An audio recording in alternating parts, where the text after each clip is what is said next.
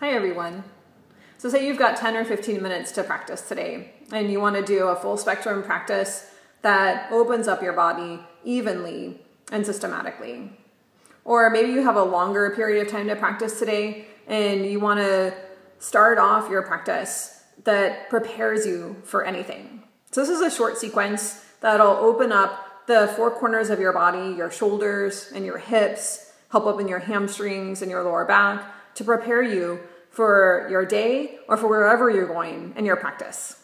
All right, so let's start off on hands and knees.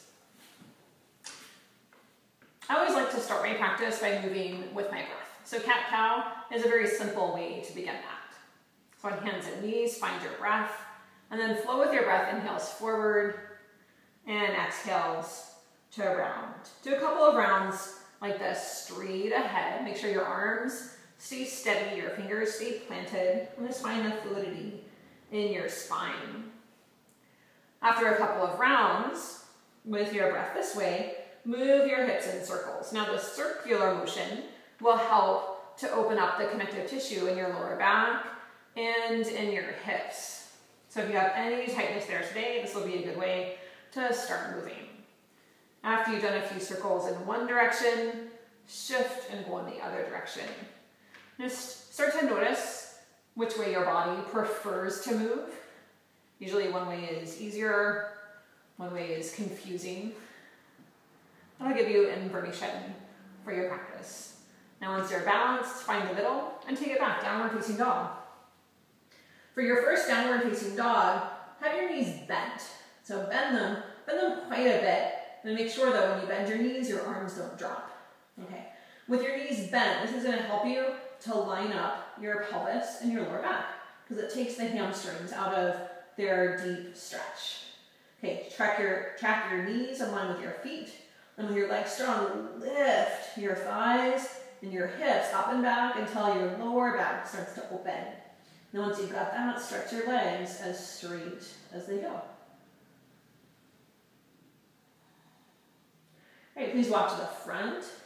Find Uttanasana, the standing forward bend at the front of your mat. Again, for this first Uttanasana, you can do it with your knees bent or legs straight. So how do you know what's a good option for you? Well, can you get your legs straight with your pelvis tipped forward enough so that your lower back isn't rounded, is moving into your body? If you can't, you just bend your knees. No big deal. Every time you bend your knees, make sure your knees are as wide as your ankles and your legs stay active. Again, with your knees bent, this takes the intense stretch out of your hamstrings and helps you to move more deeply into the thighs, into the hip sockets. Then work your legs towards straight. Even if they don't go straight, work them towards straight and back forward. Okay, now let's do an easy lunge to open up the hips. Take a long breath and look forward. And then exhale, send your right leg back, go to a lunge pose, and walk both hands to the inside of your front foot. So this variation of a lunge with your hands to the inside will actually help you to open your hips because it gives room for your torso to clear your front leg. All right, so keep your legs and your hips pointing straight ahead. Power up your back leg so it's fully straight, and then take your spine at an angle off to the right. Walk your fingertips forward, push into your fingertips to send more power back into your legs. And on your exhale, extend your spine long, bend your elbows, and come forward to a good place for you. You can go to flat hands. You can go all the way down to forearms. Only go as far as you can go without the back leg buckling. So the back leg's got to really stay straight as you bow forward. And then walk back to center and come to downward facing dog. We'll switch sides. So find a good central place in dog pose. Again, bend your knees if you need to get your lower back to open. And then on your next inhale, take your right foot forward to the outside of your front of your right hand. Okay. Now walk your hands to the left. So your hips stay facing straight ahead. Power up your legs, make your back leg straight so the top of the back thigh lifts. And aim your spine towards the upper left-hand corner of your mat. Feel how that allows your belly to clear the front hip and you get that opening in the hip. Then extend and bow forward. How far you go? Well, that depends. How far can you go? Keeping the back leg strong so it does the knee doesn't buckle or the thigh push forward. Extend and come maybe to your forearms, maybe just flat hands, maybe stay on fingertips. All right, walk back to center and press back to downward facing dog again. Okay, and then walk to the front, Uttanasana. Just had a little opening in the hips, a movement through the lower back, press into your legs, inhale, come up to stand, and exhale, release. Now let's begin to open the shoulder. So you can stand in Tadasana at the front of your mat. On your inhale, take both arms up to the sky, then grab hold of your right wrist with your left hand. We'll take a side stretch, push into your legs, stretch up and over to the left so the right side of your body opens up between your pelvis and your armpit. And the side stretch, because it opens through the sides of the lungs, will actually help you in your shoulder openers. The more space you get there, the easier it is to open your shoulders. Come back up to center. Go to the other side, grab hold of your left wrist with your right hand, push into your legs, stretch up and over to the right side so that you get the stretch on the left side of your body. The more the side of the torso opens, the easier it's going to be to open your shoulders. Inhale, come back up, and exhale, release. Now, one more shoulder stretch before we do Surya Namaskar. So standing in Tadasana again, I'm going to show sideways. Clasp your hands with your right hand over the left. Press your hands forward so that you have breath in the back of your body, and then lift up through your spine. On an inhale, take your arms up and alongside your ears. So now we open the shoulders in the overhead plane. Keep your pelvis anchored down as you stretch up through the arms. And then exhale, release. Let's do the second side, so it's always good to balance. Left hand over the right. Press your hands forward so you fill with breath in the back. And then inhale, lift up. Lift up underneath your armpits too, so that your arm bones clear the top of your shoulder girdle. And that helps you to open. Make sure your chin stays lifted and your throat open as you stretch down through your legs, up through your spine, up through the arms. And then release. Now after a couple of shoulder openers, you're ready to do a Surya Namaskar. So stand at the top of your mat, Tadasana. Inhale, stretch your arms.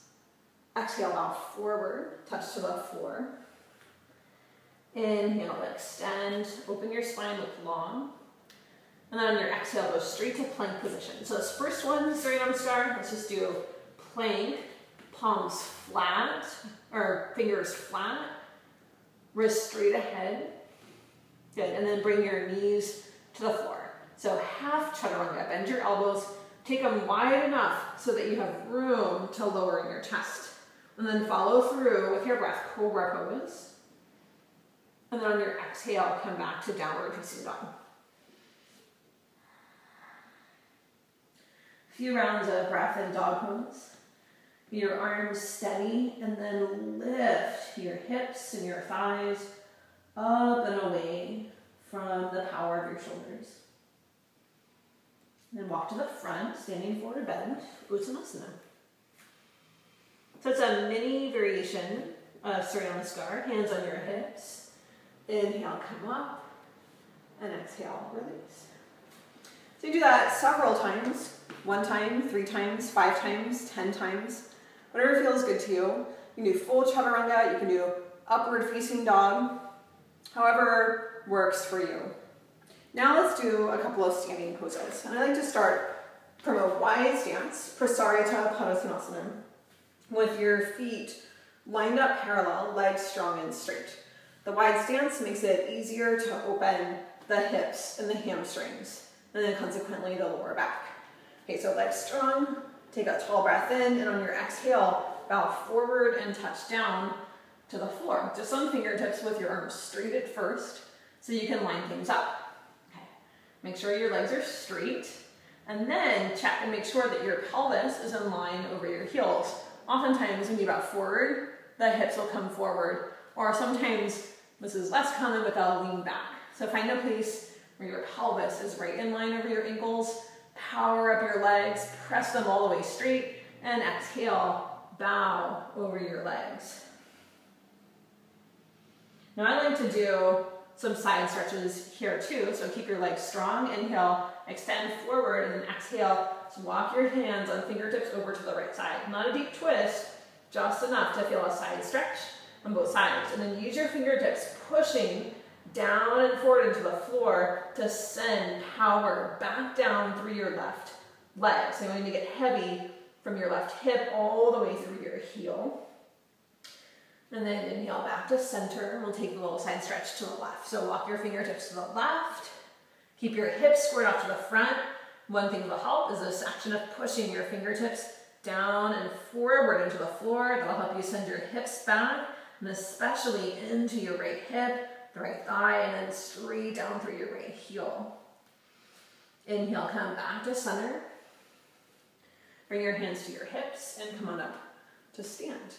Okay, let's do one more standing pose stretch to get you warmed up and ready to go. Warrior two. Turn your right foot to the front of your mat. Keep your back foot lined up parallel. And inhale, arms to the side. So you get a lift through your chest. On your exhale, bring your pelvis low without the shoulders dropping. So you stay tall as the pelvis descends. Warrior two. Now there's a variation of warrior two, this humble warrior that includes a shoulder stretch. So we get the hip opener and the shoulder stretch all together. Clasp your hands behind your back. Do your right hand on top of the left so that you get more space on this front side of the body, the right side. Take a tall breath in. Pin your upper arms back, and on your exhale, dive to the inside of your front leg. Now I don't get to do this pose as deeply as I used to, but it's still a great place to build power and stretch. On your next inhale, rise. And then let's go to the other side. Turn your left toes to the other side of your mat, straight ahead. Right foot parallel. Warrior two, bend the knee. Inhale, arms up. Exhale, descend through the pelvis, keeping your legs steady. Okay, so the shoulder variation just gives us one more possibility to open the shoulders and the hips. Clasp your hands, left hand on top this time, because this left side, the front side of the body, is the one that's going to need more space. Tall breath in, pin your upper arms back, exhale, dive to the inside of your front leg. Give it a couple of breaths here. Use your hands pulling up on your arms and shoulders to help you open your upper back. And then on your next inhale, come back up. Turn your feet parallel one more time for Sarita Padasana. So I'd love to come to this form, which is a symmetrical pose, in between the asymmetrical poses to get a sense of what happened. Right? So you can feel in your body a shift. It's a reset button as well. So legs strong, hips right in line of your ankles, bow all the way forward. Hands on your hips. On your next breath in, rise. And exhale, release. So that's it. I hope you feel good. Hope you feel ready and prepared for anything in your practice. Have fun.